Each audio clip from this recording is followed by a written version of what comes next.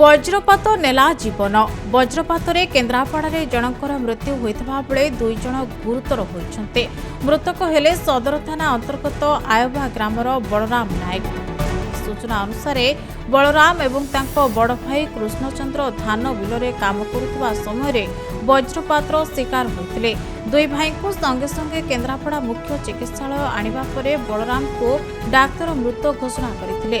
अन्यपटे डेराविश थाना अंतर्गत कृष्णचंद्र नोडाल उच्च विद्यालय परिसर में वज्रपात पड़ी जड़े सप्तम श्रेणी छात्री गुरुतर होती। छात्री जनक हेले नहंग पंचायत माणीपुरा ग्रामर भाग्यलक्ष्मी राउत।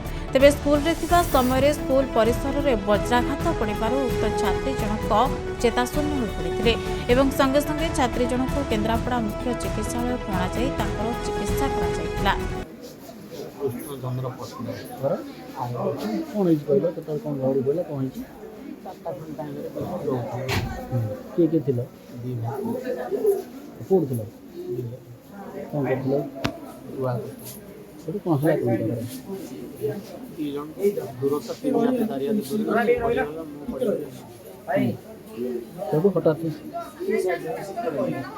हठात घर